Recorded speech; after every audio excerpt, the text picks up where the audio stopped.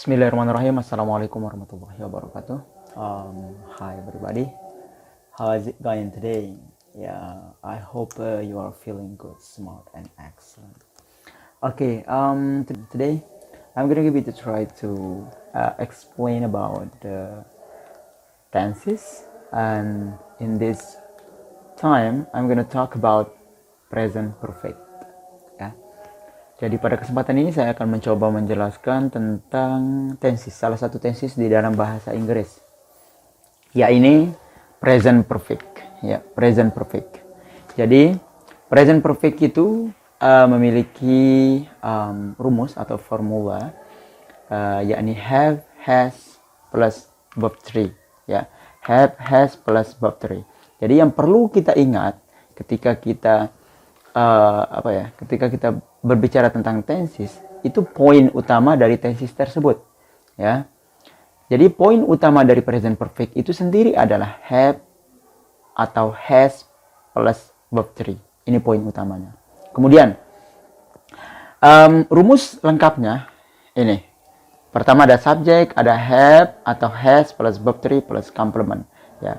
Jadi saya di atas tidak menyebutkan subjek, tidak menyebutkan complementnya, karena itu karena itu sudah pasti ada ketika kita membuat sebuah kalimat di dalam bahasa Inggris.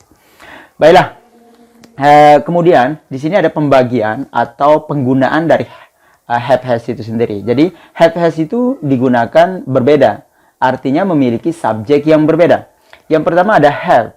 Have itu memiliki subjek, artinya have itu digunakan untuk subjek I, you, they, we, ya, atau plural noun, kata benda yang jamak, kata benda yang lebih dari satu. Pokoknya benda ketika lebih dari satu maka menggunakan have, ya. Nanti kita akan melihat contoh. Kemudian yang kedua ada has. Nah, di sini ada has, ya. Has itu subjek yang digunakan adalah she, he, it, atau Amin, nama orang. Ya, semua nama orang yang tunggal itu menggunakan has, ya, atau disebut dengan singular noun, ya. Tapi noun yang dimaksud di sini adalah nounnya disebutkan langsung, ya, bukan pronoun loh, ya, bukan pronoun. Beda kalau pronoun sama noun. Kalau pronoun itu adalah kata ganti, kalau noun itu adalah kata benda. Nah, itu yang perlu diperhatikan. Kemudian apa itu verb 3? Verb 3 atau kata kerja bentuk ketiga. Nah, jadi verb 3 itu sama dengan kata kerja bentuk ketiga. Ini cara gampang untuk mengingatnya, ya. Jadi sebenarnya verb 3 itu adalah past participle namanya di dalam bahasa Inggris. Cuma biar kita lebih gampang mengingatnya, cukup kita bilang verb 3, ya. Kemudian di sini ada contoh dari verb 3 itu sendiri, perubahan, ya. Perubahan kata di dalam bahasa Inggris. Take itu bentuk pertama, take ini bentuk pertama. Took bentuk keduanya, taken bentuk ketiga. Jadi memiliki 3 bentuk, ya. Ini yang disebut dengan bentuk pertama take, bentuk kedua took, bentuk ketiga taken. Nah, jadi kita akan menggunakan pada present perfect, kita hanya akan menggunakan yang bentuk ketiga, ya, taken. Ya. Kemudian kedua ada contoh study menjadi studied, kemudian menjadi studied, sama bentuknya. Nah, kedua di sini ada akhiran ed. Ini yang disebut dengan regular verb, ya. Jadi ini yang disebut dengan kata kerja beraturan. Ya, jadi kata kerja itu nanti akan dibagi dua, ada regular, ada irregular, ya. Regular itu beraturan, irregular itu tidak beraturan. Yang tidak beraturan yang dimaksud dengan irregular atau tidak beraturan adalah yang di atas. Nih lihat nih. Take, took, taken. Dia berubah dari bentuk aslinya, yaitu take. Dia berubah secara spesifik berubahnya. Kemudian menjadi took, ya, kemudian menjadi taken, ya. Kemudian yang regular itu study, studied, studied. Hanya ditambahkan e sama d di akhirnya saja. Itu yang disebut dengan regular.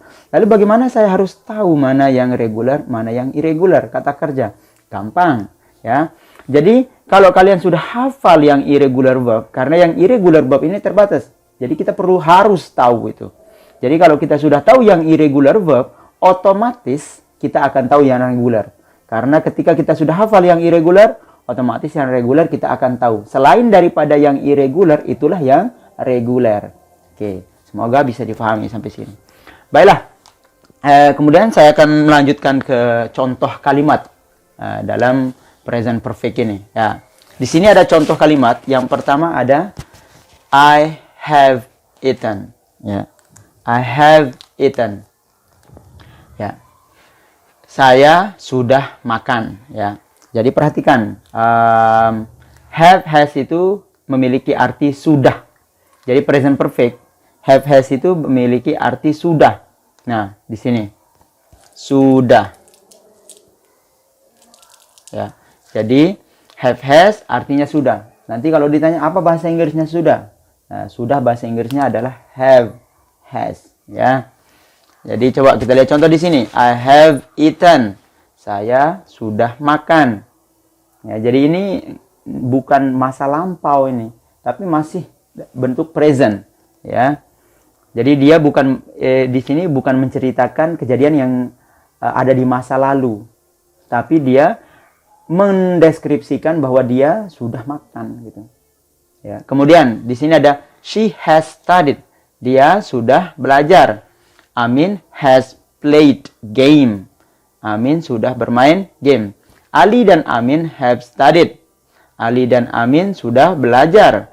Ani or Ali has gone. Ani atau Ali has gone. Nah, perhatikan di sini. Kenapa di sini menggunakan have? Kenapa di sini menggunakan has? Perhatikan. Karena dia memiliki conjunction atau kata hubung yang berbeda. Di sini menggunakan dan atau and. Ali and Amin. Itu artinya kedua-duanya sebagai subjek. Kalau di bawah menggunakan or. Ani or Ali. Berarti salah satunya sebagai subjek. Bukan kedua-duanya. Makanya menggunakan has. Karena ini dianggap satu tunggal. Karena salah satunya. Karena di atas menggunakan and. Maka dua-duanya sebagai subjek. Ali, Amin. Dua orang di sini. Kalau Ani or Ali. Salah satunya. Berarti satu yang akan diambil. Ali atau Ani. Oke. Ani or Ali has gone. Ani atau Ali sudah pergi. You have promised. Ya. Kamu sudah berjanji. Ya. Nah, untuk lebih jelasnya terkait tentang present perfect, karena beberapa orang atau mahasiswa itu sering bingung apa sih bedanya antara present perfect sama past tense gitu kan. Apa bedanya? Sebenarnya bedanya sederhana saja. Ya, kalau present perfect itu tidak memiliki time signal yang spesifik, tidak memiliki keterangan waktu yang spesifik. Ya, kalau past tense nanti kita akan bahas sebenarnya. Cuman saya kasih gambaran secara umum aja dulu. Ya, jadi kalau past tense itu memiliki keterangan waktu, kayak kemarin, tahun lalu, 2 bulan yang lalu. 2 jam yang lalu pun kalau disebutkan waktunya yang sudah berlalu maka harus menggunakan past tense. Ya. Contoh misalkan kita mau bilang I studied English yesterday. Nah, di sana kita menggunakan I studied English yesterday. Saya belajar bahasa Inggris kemarin. Jadi bukan berarti di sini I studied English today, saya sudah belajar. Bukan. Yang berarti sudah hanya have sama has. Jadi kalau past tense itu bukan berarti sudah. Ya. Karena walaupun kita tidak menerangkan bahwa past tense itu berarti sudah, memang kejadian sudah berlalu. Jadi kita nggak perlu menambahkan kata sudah di sana. Karena di dalam bahasa Inggris sudah jelas yang berarti sudah hanya have sama has. Oke? Nah, untuk lebih jelasnya tentang past tense, perbedaannya nanti saya akan kupas di terakhir setelah semua penjelasan tensi selesai. Oke, I think it is enough for this topic, and thank you for watching. Don't forget to subscribe this channel to help this channel. And the last, assalamualaikum warahmatullahi wabarakatuh.